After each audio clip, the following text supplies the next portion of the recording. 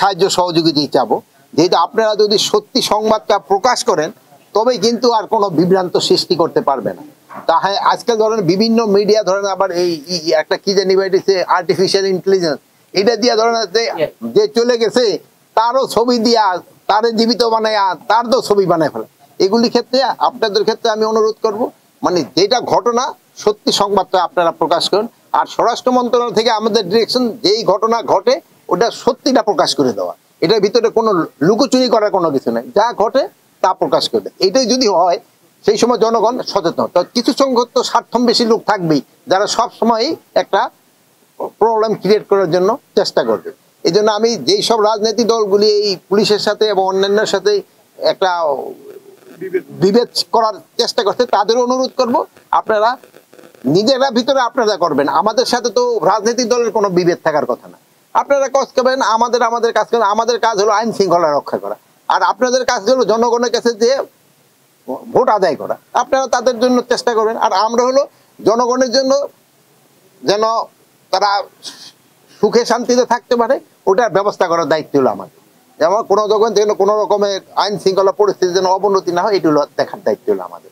এই ক্ষেত্রে আপনারা কিন্তু সবচেয়ে বড় ভূমিকা পালন করতে পারেন যদি আপনারা সত্যি সংবাদটা সবসময় প্রকাশ করে দেন। আর এখন হলো কি মিডিয়া এত ভালো অবস্থায় আছে যে আপনারা কিন্তু সব জায়গার খবরই রাখেন, খবরটা দিয়ে দিলে সাথে সাথে হয় সত্যি সংবাদটা দিয়ে দিলে।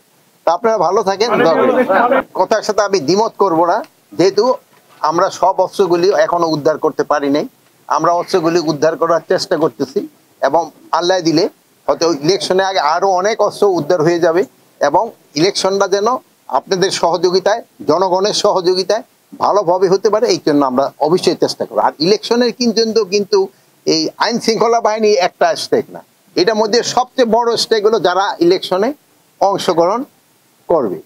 2 নাম্বার হলো আপনার ইলেকশন কমিশন, তারপরে হলো প্রশাসন, আর তারপরে হলো আমরা আইন শৃঙ্খলা বাহিনী। এখানে সবচেয়ে বড় স্টেক হলো যারা ইলেকশন করবেন, রাজনৈতিক দল বা ইভেন যারা হিসেবে কি বলে ইন্ডিপেন্ডেন্ট হিসেবে করতে চায় তারা কিন্তু মূল ভূমিকাটা পালন করবে। এখন তারা যদি সবাই সহযোগিতা করে আমাদের পক্ষে ইলেকশন করা সম্ভব, কোনো অসুবিধা হবে না।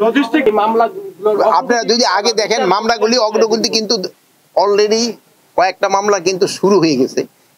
আর প্লাস আরেকটা জিনিস হয়েছিল, আপনারা ধরেন যে একটা হত্যা মামলায় হয়তো 20 জন আসামি হওয়া দরকার ছিল, আপনারা ওখানে 200 আসামি দিয়ে ফেলছে।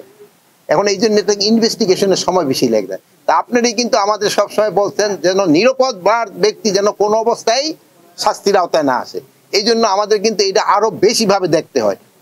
অনেকে নিজেদের স্বার্থ সিদ্ধির জন্য অনেকে কিন্তু কিছু নিরীহ লোকের নাম দিয়ে দিছে, এই জন্য কিন্তু সময়টা বেশি লেগে যায়। যদি তারা অ্যাকচুয়াল আসামিদের নামটা দিত তবে কিন্তু এত সময় লাগতো না। আপনারা ভালো থাকেন, দোয়া করি আল্লাহ।